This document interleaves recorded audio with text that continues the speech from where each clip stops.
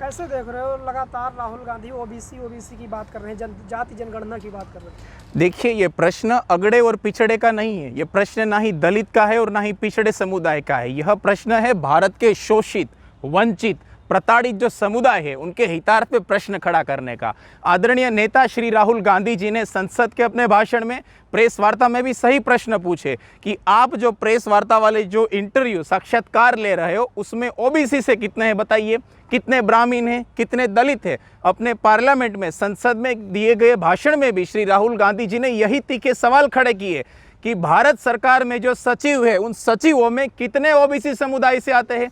जब बिहार में जातिगत जनगणना के आंकड़े घोषित किए गए तो यह बात खुलकर सामने आई देशवासियों के समक्ष कि किस प्रकार से अगड़े और पिछड़े की राजनीति के कारण बिहार में सबसे शोषित समुदाय का शोषण हो रहा था। इसीलिए हमारी राजस्थान की सरकार हो, कर्नाटक की सरकार हो, छत्तीसगढ़ की सरकार हो और हिमाचल की सरकार हो, सभी ने एआईसीसी में घोषित की गई प्रेस वार्ता में इस बात को घोषित किया है और स्वीकार किया है कि सभी कांग्रेस शासित प्रदेशों में जातिगत जनगणना कंडक्ट की जाएगी और उसी के आगे आने वाले समय में जातिगत जनगणना के अतिरिक्त आर्थिक सर्वे भी करवाया जाएगा। अर्थात कि इस बात को मालूम पड़ेगा कि देश में अगड़ा और पिछड़ा की राजनीति क्या है, कौन शोषित है, कौन वंचित है, कौन समाज के सबसे पिछड़े तबके से आता है और गरीब और अमीर के बीच की जो खाई है उसमें कितना अंतर बढ़ रहा है। तो क्या फायदा होगा, इससे क्या फायदा हो जाएगा? देखिए, फायदा ये नहीं है कि भारत सरकार किस प्रकार से निर्णय ले रही है। मोदी जी ने निरंतर ओबीसी समुदाय को, देश के दलित समुदाय को हाशिए पर खड़ा करने का प्रयास किया है और यही हमारा उद्देश्य रहा है कि उनके हितार्थ में प्रश्न खड़े किए जाए।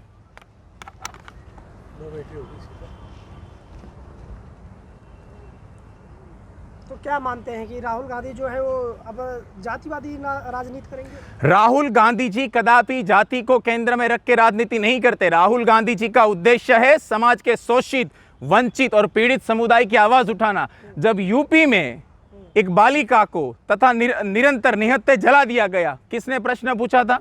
बिहार प्रदेश की बात हो, आपको बेलछी कांड याद होगा, 1971 में बेलछी कांड हुआ, इंदिरा गांधी जी गई थी चल के कीचड़ में, तब कहाँ गई थी? देखिए, यह प्रश्न जाति का नहीं है, यह प्रश्न है समुदाय के लोगों की हितार्थ में बात करने का, संविधान की बात करने का। संविधान पढ़िए, प्रियम्बल क्या कहता है? आर्थिक समानता, सामाजिक समानता तथा राजनीतिक समानता। इस देश ने 47 में राजनीतिक समानता प्राप्त कर ली, किंतु सामाजिक और आर्थिक समानता कहाँ है? राहुल गांधी जी केवल और केवल देश में सामाजिक और आर्थिक सामंजस्यता को और समानता को स्थापित करने का प्रयास कर रहे हैं। ये बात अगड़े पिछड़ों की राजनीति की नहीं है। तर्क दिया जा रहा है कि समाज को बांटा जा रहा है, इससे समाज बढ़ जाएगा। समाज को बांटने का कार्य कर रही है भारतीय जनता पार्टी। समाज को बांटने की बात नहीं है, बात है कि जब आप देश की वास्तविक सामाजिक सामंजस्यता से अवगत होंगे कि कितने अगड़े हैं, पिछड़े, तो उसके अनुसार उनके अनुपात में वृद्धि कर पाएंगे। भारत सरकार में अधिकतर जो सचिव है ब्राह्मण समुदाय से है, किसने पिछड़े? केवल 3 सचिव है जो ओबीसी समुदाय से आते हैं।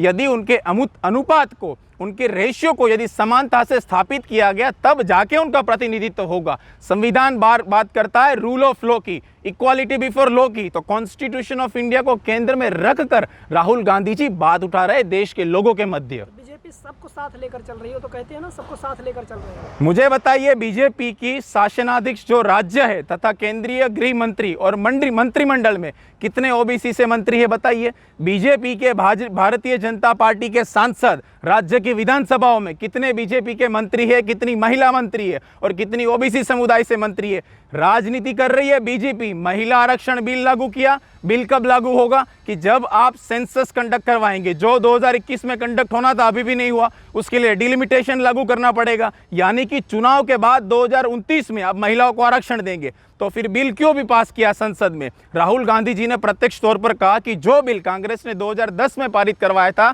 यदि उसी बिल को क्रियान्वित किया जाता तो आज देश की महिलाओं को 33% आरक्षण मिलता।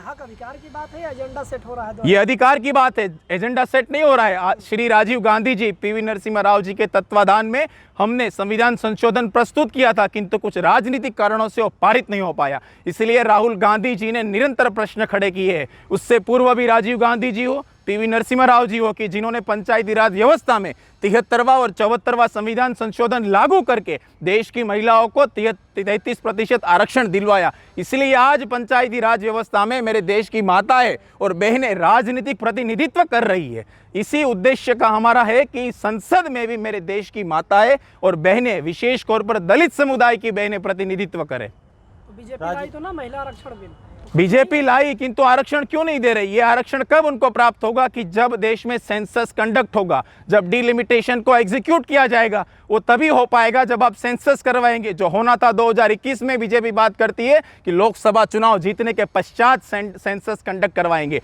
जो कि भारतीय राष्ट्रीय कांग्रेस पार्टी को कदापि स्वीकार्य नहीं है। और यदि बीजेपी को मेरे देश की बहनें और माताओं की इतनी चिंता है उनको मेरे देश की बहनें और माताओं की, तो 2010 में जो यूपीए सरकार कानून लेके आई थी महिला आरक्षण बिल का, उसको क्यों क्रियान्वित नहीं करते? उनको क्रियान्वित करके तुरंत मेरे देश की बहनें और मेरे देश की माताओं को 33% आरक्षण का लाभ प्राप्त होगा, वो लाभान्वित होगी। किंतु इसके पीछे बीजेपी का एजेंडा है।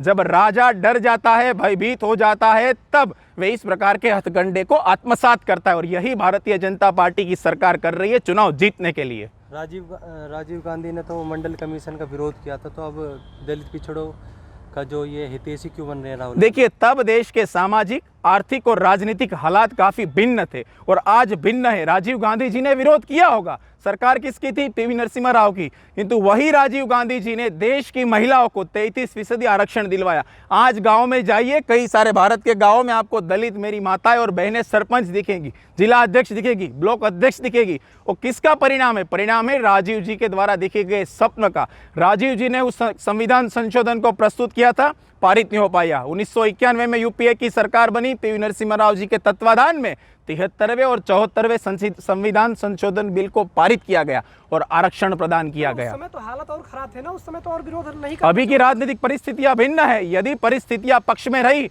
तो हम अवश्य ओबीसी समुदाय के हितार्थ में कार्य करेंगे। इसीलिए राहुल गांधी जी निरंतर बिना जाति की चिंता किए हुए ओबीसी समुदाय को उनके हितार्थ में, उनके पक्ष में, उनके सामाजिक समरसता को केंद्र में रखकर भारतीय जनता पार्टी पर तीखे प्रश्न खड़े कर रहे हैं। और यही चीज भारतीय जनता पार्टी को बौखलाहट में डालने का साहस कर रही है, लेकिन हम डरने वाले नहीं है। बीजेपी तो कहते हैं हम गरीब कल्याण के लिए काम कर रहे हैं, लोग जाति के लिए काम। मुझे केवल भारतीय जनता पार्टी के द्वारा लागू की गई जो योजनाएं हैं, उन योजनाओं का डाटा लाकर दिखा दीजिए कि उस योजना से कितने लोग लाभान्वित हुए। केवल पेपर पे योजनाएं दिखेगी, केवल कागज पे योजनाएं दिखेगी, किंतु यदि धरातल पे जाए, एक भी योजना का क्रियान्वयन नहीं हुआ है, एक भी योजना से मेरे देश की माताएं, मेरे देश की बहनों को लाभ प्राप्त नहीं हुआ है, तो जब लाभान्वित हो गए तब जाके देश में वास्तविकता में आर्थिक सामाजिक समरसता स्थापित होगी।